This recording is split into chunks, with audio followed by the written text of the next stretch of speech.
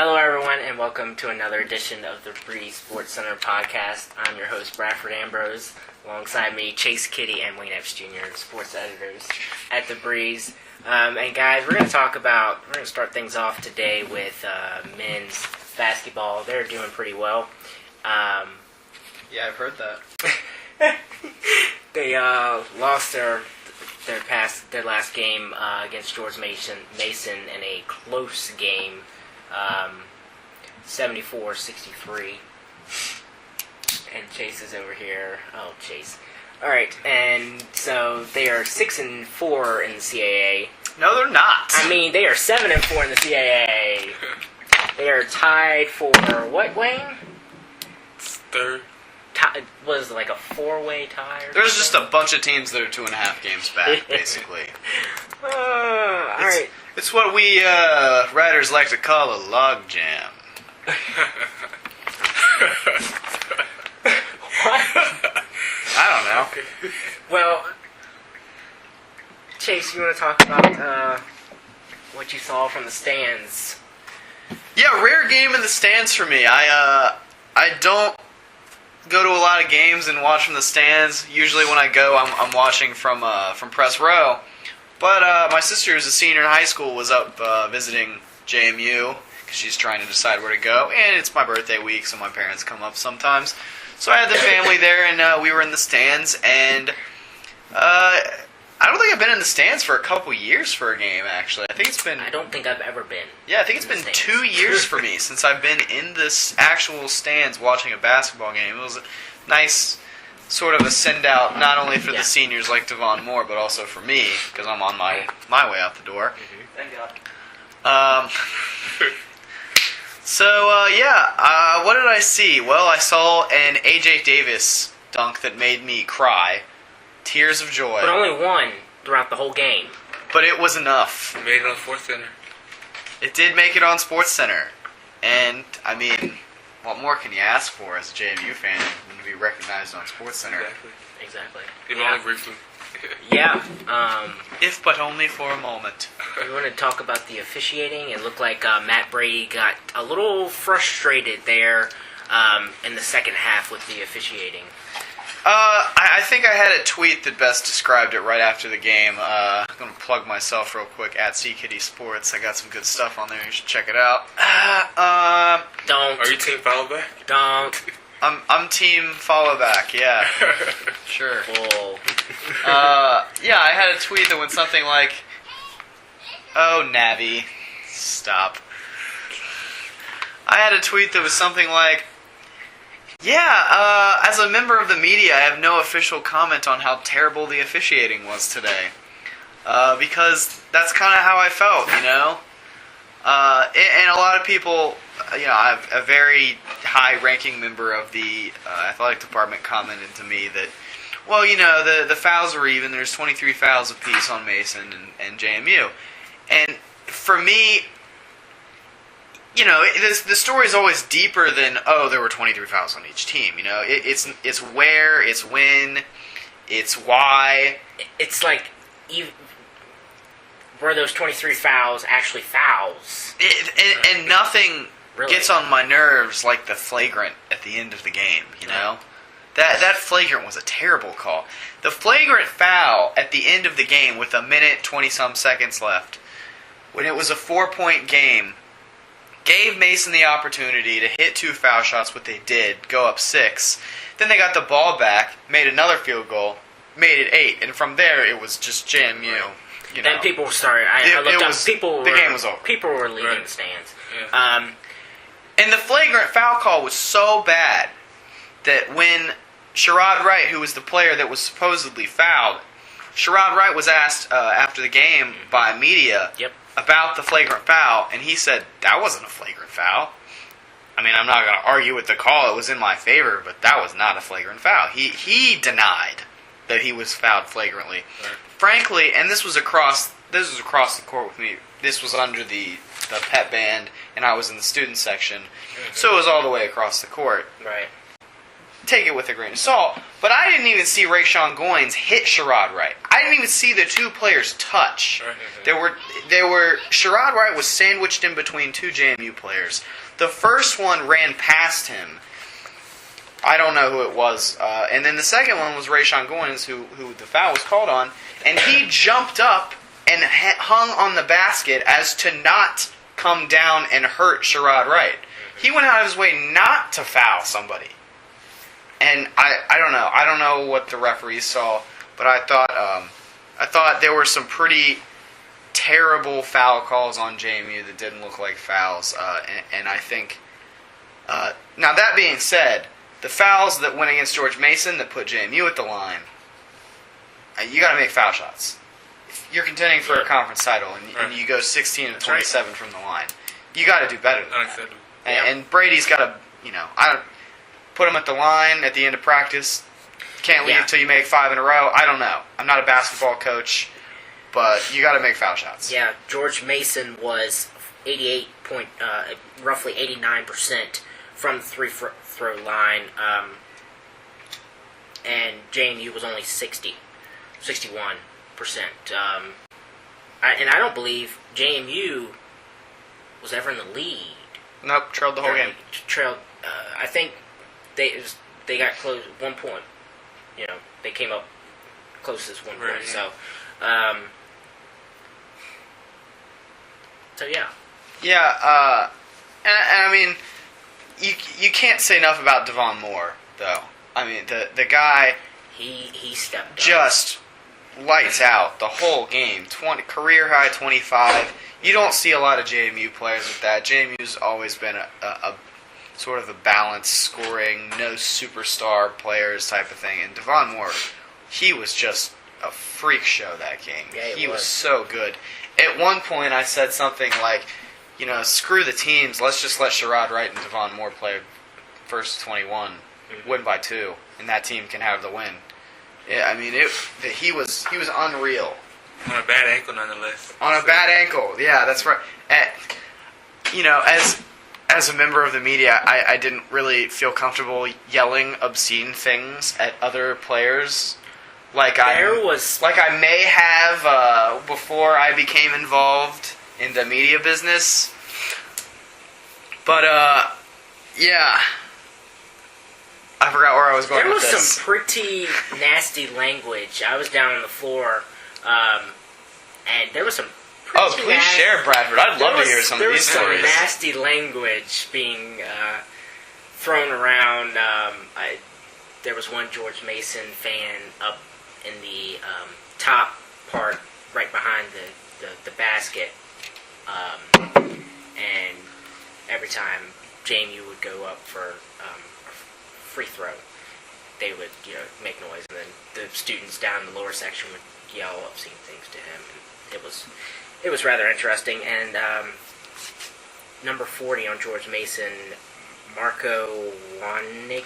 The Eastern European. Yeah, and so they were yelling USA, USA. And I thought that was pretty funny. He actually threw a used Band-Aid at the students down on the ground that were antagonizing him. Wow. And yeah. Well, if he elbowed Devon Moore at the very end, close to the end. I thought he was gonna have some trouble getting out of the stadium. Okay, at one point, there were some people mad at him. It was a very physical and very as you'd expect. yeah. As you'd expect from a rivalry game, with so much on the line, and in pretty good attendance. Yeah, a little over 5,100. Pretty packed convo. Convo was packed to the point that it actually launched JMU's average attendance figures over William and Mary. Really? JMU now the third most viewed home team behind Old Dominion and George Mason, according to the CAA figures. Interesting. Not too shabby. No. It's actually pretty good. But yeah, JMU really looking forward. We mentioned that they're 2.5 games back from Northeastern, who's the league leader at 9-1. you could probably make the case that nobody's going to catch them. I don't think if anybody's going to catch them, I don't think it's going to be JMU. A lot of teams, Georgia State, it comes to mind, have pretty easy schedules to the rest of the season. JMU's got a pretty tough schedule. And I just, especially the way they play on the road, I believe they're 2-7 in true road games this season. I just don't see them having it in them to win at Delaware. They have two tough home games against Towson and Georgia State. They play at Northeastern. They play at Northeastern, and that's Northeastern's been very good the latter half of this season. I just don't think they can do it, and I hope Matt Brady does, because I say every time I get on anything, I'm one of Matt Brady's biggest supporters, and I hope he gets all the wins he can, and I hope JMU keeps them, but I just, based on what I've seen this season, I don't think this team can win the CAA regular season. I think they can get hot and win the CAA tournament in March, but the regular season, just the Mason game, I think, puts it out of reach. I really do. Yeah.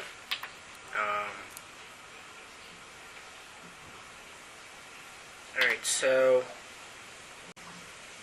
ready to move on to women's basketball? Yeah, let's do it. All right, women's basketball, 14-7 overall. They are 8-1. They have won a whole slew of games. Their last one coming at William & Mary this past Sunday. Wayne, you want to talk about them? Yeah, they're nothing really changed from last week. They're still hot. They won 7 straight. Won 2 more this past week. Precious Hall, freshman, was CA Rookie of the Week again. Her 4th time already. The 4th time in 7 weeks. So the award basically been hers this last couple months. They're going to rename it the Precious Hall Award pretty soon. Yeah. I have sources in the league office telling me. Okay. But Gotcha, Chase. they're going to really put the 7-game win streak on the line coming up here on Sunday against a tough Delaware team. They'll trail them by just one game for first place in the CAA. So that shit will be at least for a tie in the CAA. Delaware's playing the lowest team in the CAA coming up later this week. So, you would expect for that to be a win for them. But if it is, then all we can play for is a tie. Or if they lose, we could go out there and get a lead in the CAA on Sunday. So it's a huge game, a huge test to see where this team really is at.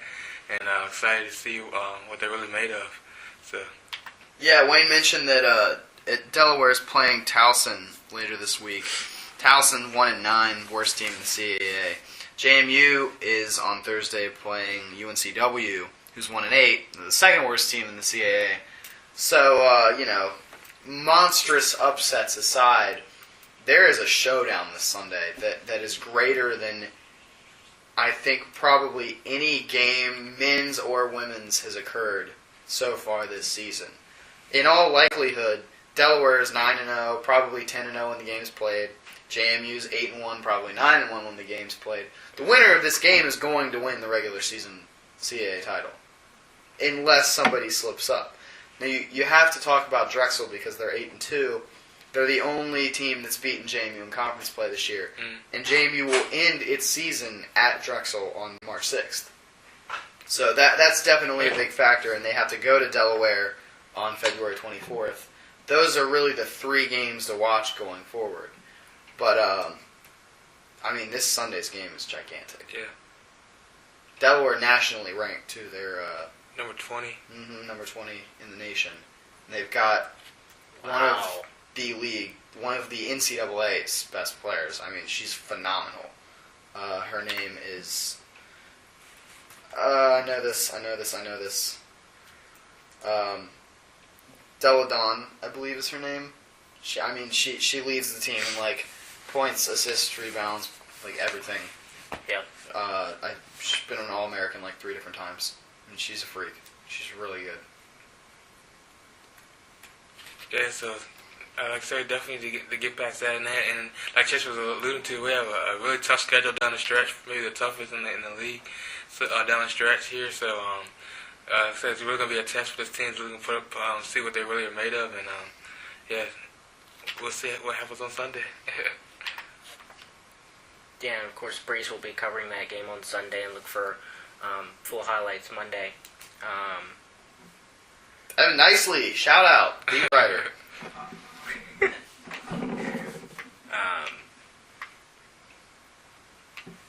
So, anything else about women's basketball? Doing pretty well. Nothing really has changed since last week, since we talked about them. Just got a big game coming up against Delaware on Sunday at home. So, head to the Convo. I'm guessing that game's at 2? 2. 2? On Sunday. All right.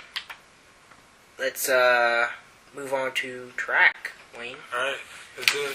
Track qualified some more people for Eastern College Athletic Association Championships in March. Qualified 3 more individual athletes and 1 more relay team. So they're really racking those qualifiers up. Sophomore Daquan Scott set the GMU record in the weight throws. She threw the 20-pound weight, 17.65 meters, and she finished 4th overall in the competition.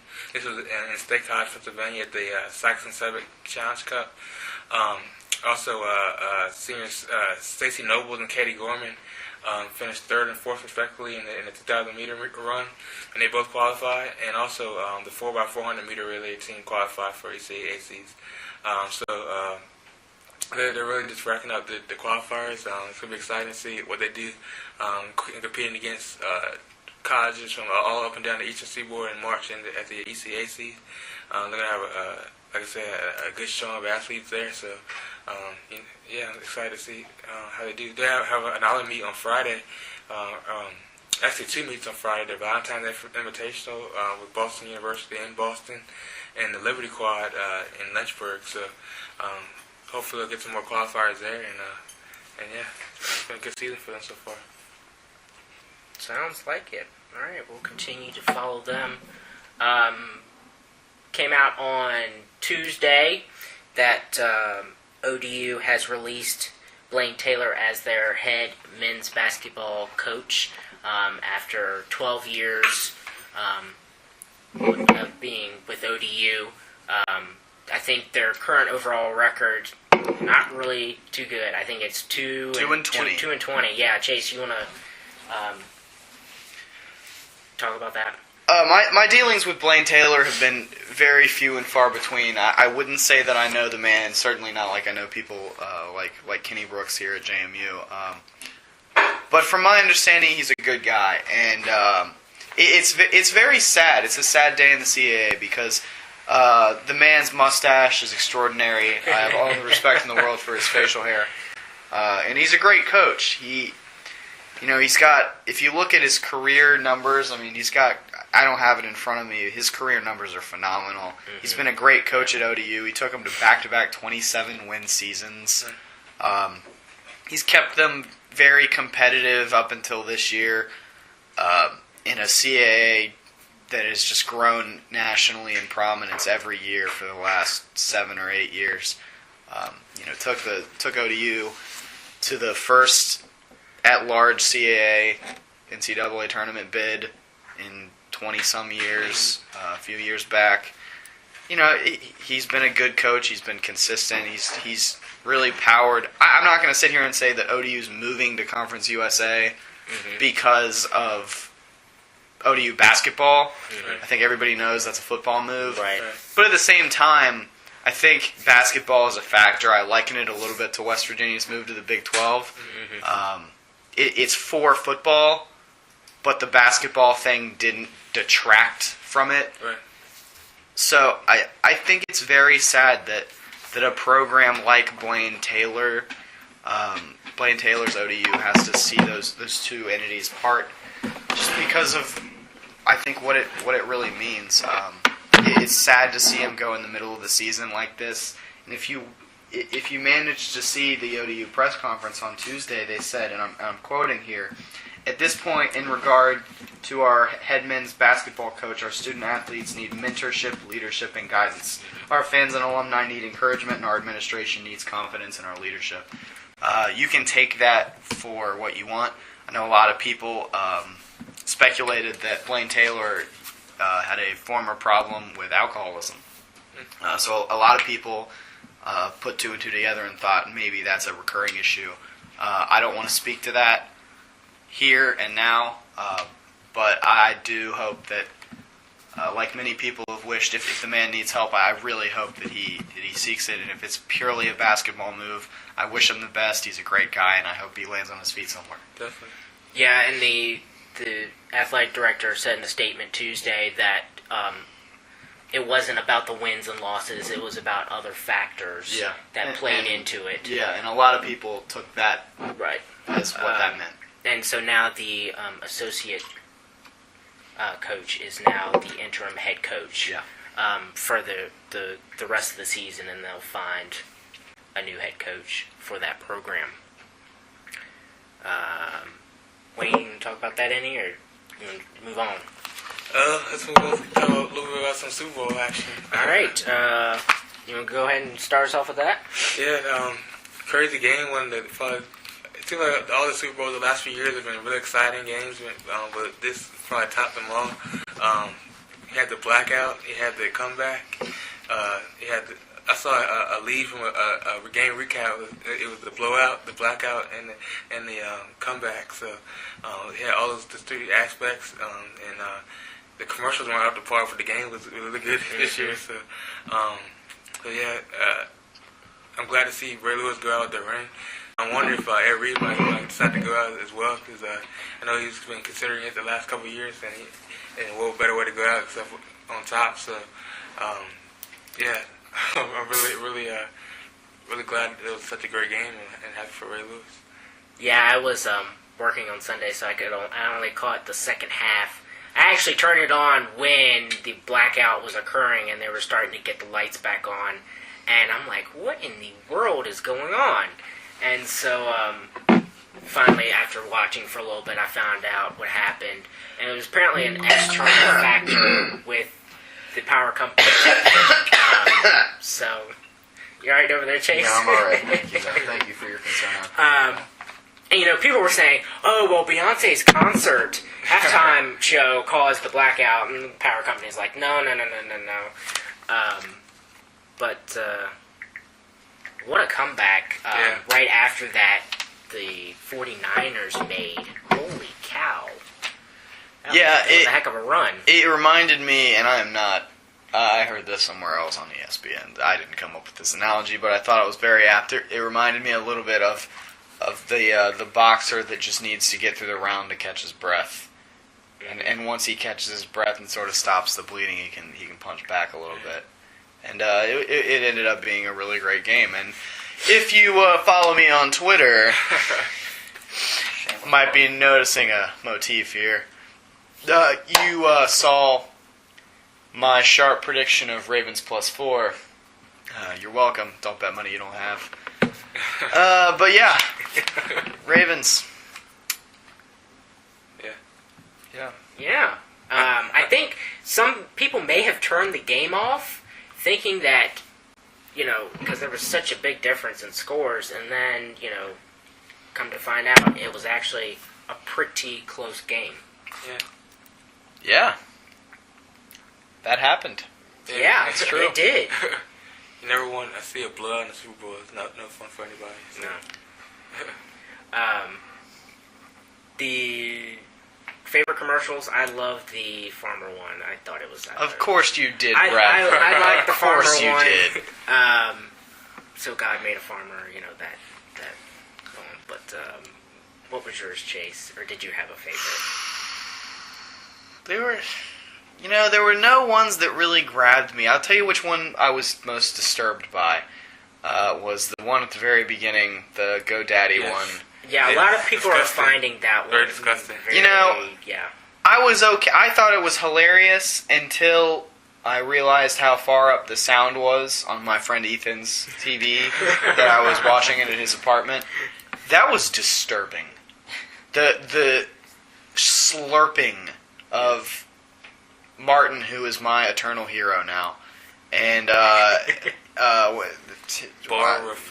it's Leonardo DiCaprio's ex-girlfriend. Mm-hmm. Thank you, Twitter, for that nugget of information. That was really just I wish I had that 30 seconds of my life back. And Yeah. I will never get it back. We made the joke that it's probably not the worst thing that she's done for money. Thank you, random roommate sitting in the room. You never know who you find on the Breeze Sports Podcast.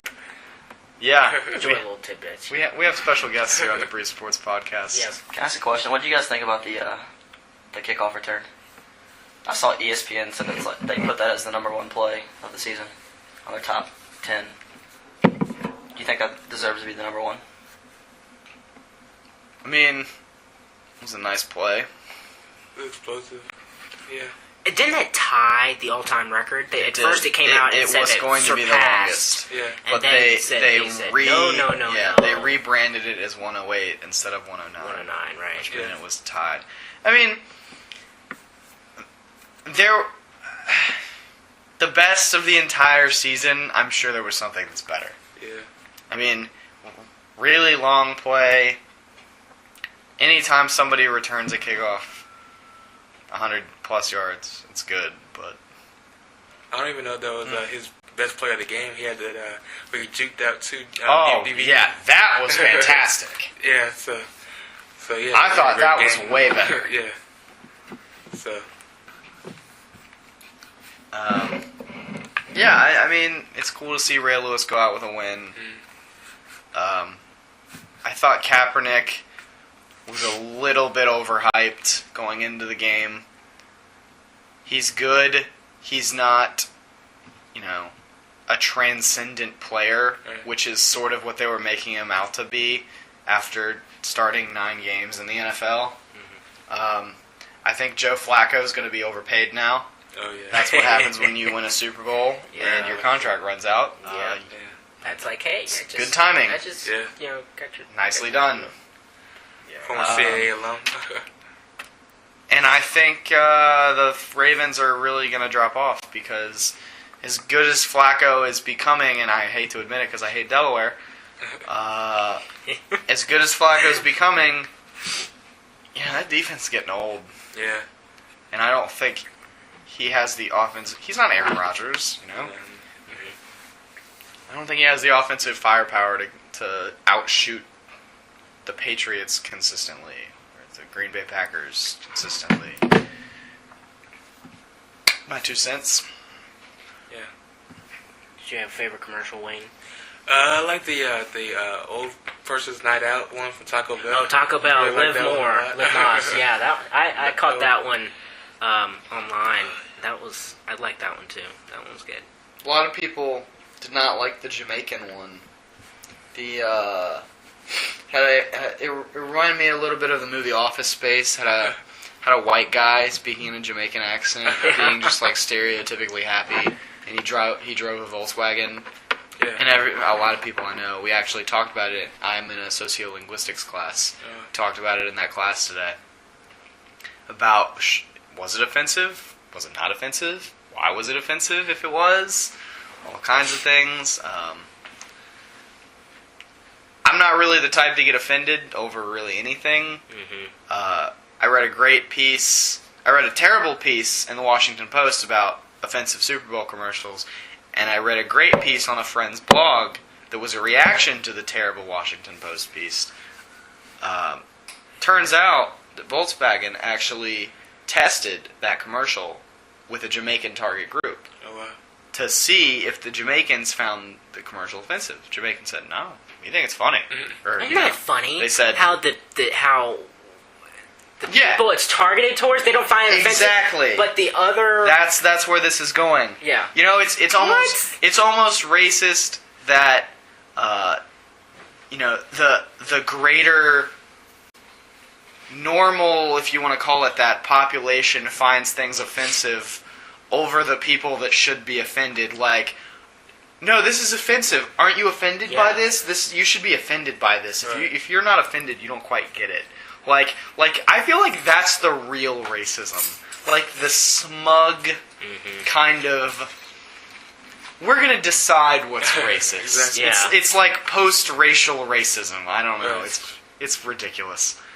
That is crazy. Yeah.